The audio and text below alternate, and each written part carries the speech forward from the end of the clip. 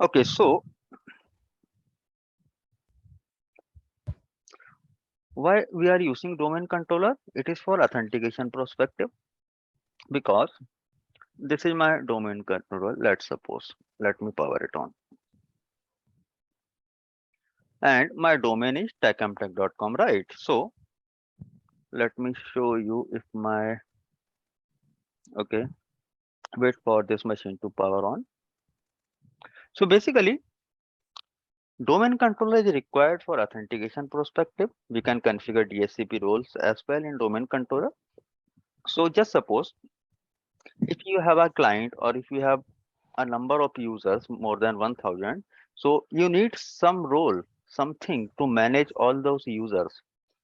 So here domain controller comes and it is a very basic component for IT industry, right? Which is provided by the Microsoft, and every organization is utilizing this over the last 50 or 20 years. I'm not sure about the 10 year, how old it is, but it, it started from Windows Server 2003 version. Now we are into the Windows Server 2022 version, right? Mhm.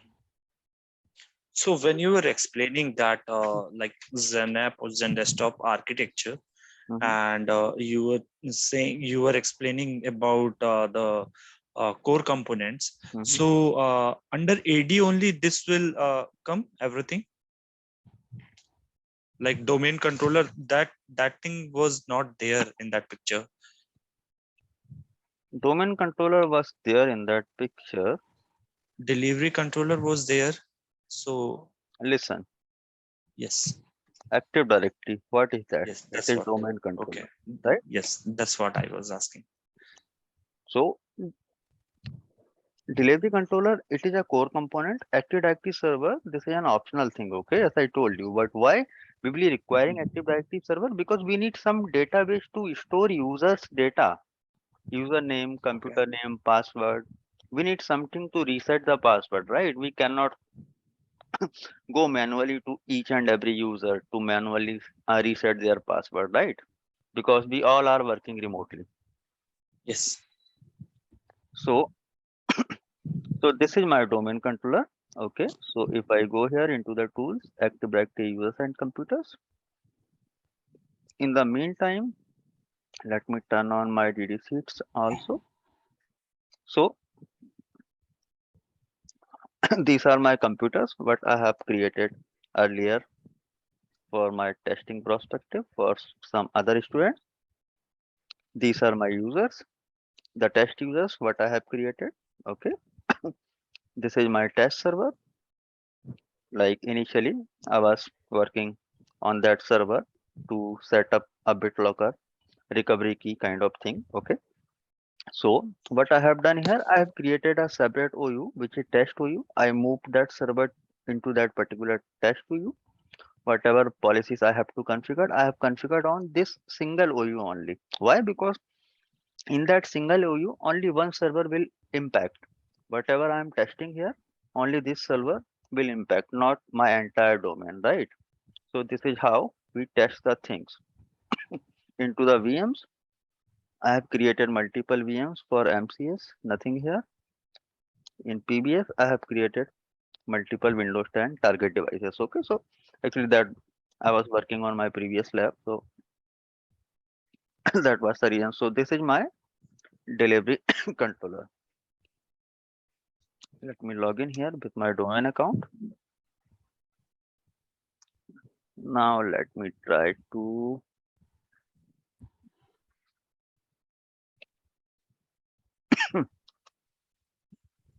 did you see nothing?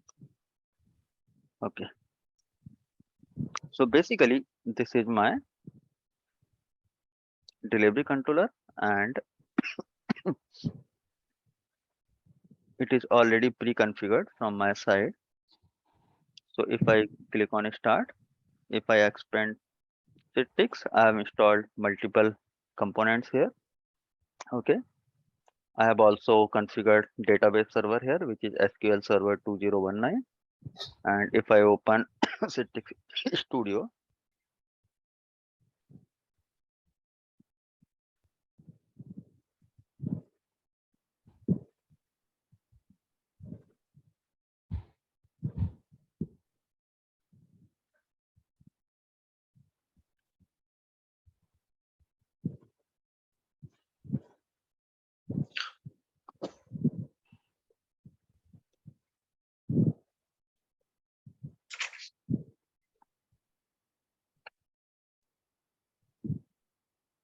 Mhm.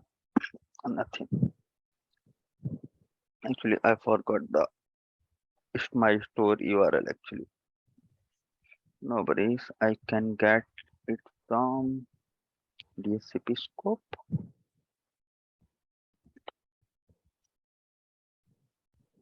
So this is my DHCP scope, which is allocating the IP addresses to all of my machines. And right now, no machine is getting IP address from this scope. Okay. When do we require this? Like DHCP scope when? For, for the virtual machines. So every No, time if we are creating any virtual machines, we need to come here. no, we do not want to come here again and again. Why? Because when you plugging any laptop or desktop into your office network means when you are plugging any LAN cable into your office network, your computer will automatically get IP address, right? From S- DHCP scope only, right? So it's Okay, so when DHCP. we will be defining this first time? So when we will create a domain controller, or for the same, what we have to do, we have to add a role from here for DHCP. Then let me show you where is it. It is here. It is DHCP server, which is already installed in my case. Okay. So now, if I have to define this, like, I have already created one DHCP scope here. Okay. So if I go here and you will be able to see, I have defined this DHCP scope to allocate IP from 10.50 to 10.99 only. Why? Because I want those IP addresses only for my virtual machines, right? In that way, I will be easily able to identify like from the IP 50 to 99, those virtual machines are getting IP address from my this DHCP scope, which I named as PBS, right? Okay, so only 19 days remaining. I think okay, no worries. Let's close that pop-up. So this is the centralized studio, centralized console, which we known as a Citrix studio. So here we can create the multiple machine catalogs. I have created already several delivery groups. I might have created some, yes. Applications. I have published no application so far. Now going to the storefront. So your question was that why storefront server is required. So this is a URL for my end users. So for an example, this is my end user and my end user is trying to log into their resources, right? So what user has to do, user has to and open the URL.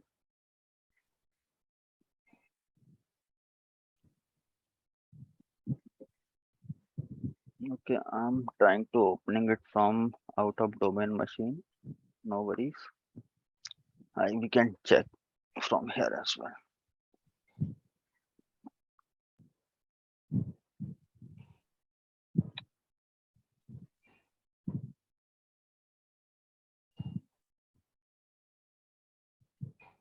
Okay, it will be requiring some JavaScript which is not available in Internet Explorer by default. So, and this is not hitting my storefront. Why? Because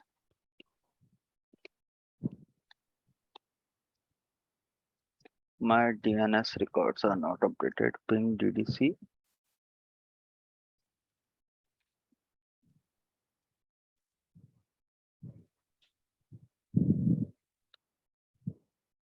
Okay, no reply. Going back. So what you're basically doing, you are typing the like a web URL, but Mhm. it is not getting. My this IP is 10.101. Okay. No, this is a kind of basic networking actually. My machines was powered off since long time, so there might be possibility for my DNS records which gone away. So let's check the firewall first. 10.101.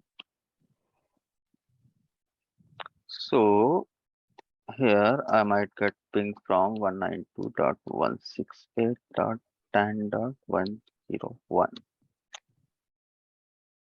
Not pinging. Okay.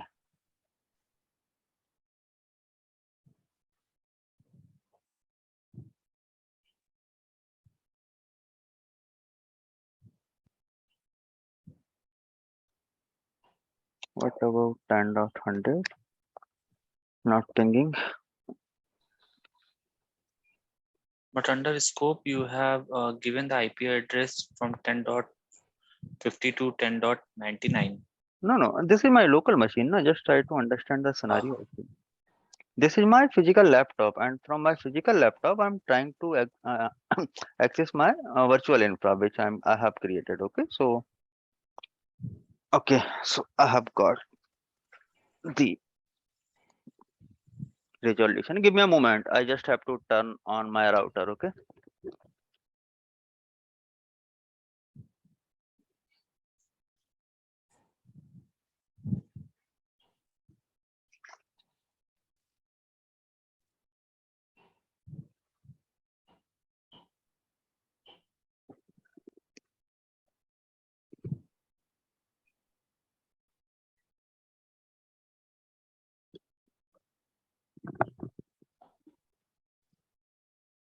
Okay. Basically, all those are scenario-based things.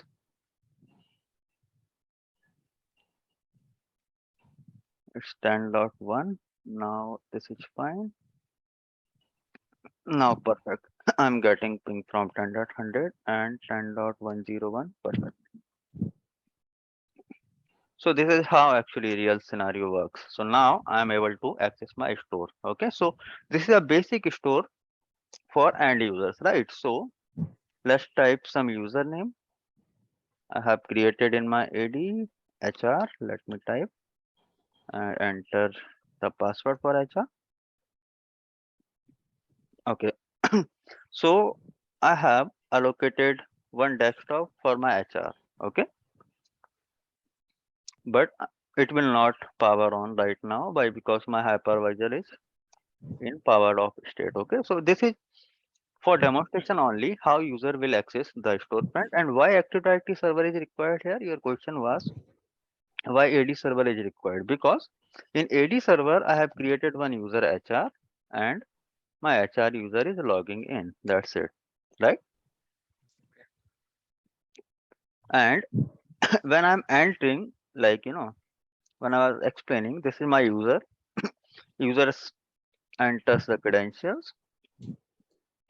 So once I click on log on button, it will automatically forward the query to storefront server, then from storefront server to delivery controller, from delivery controller to AD, from AD to SQL server, from SQL server it will capture the details of machines published to this user and again forward the query to storefront server when I click on login. So let's click on login.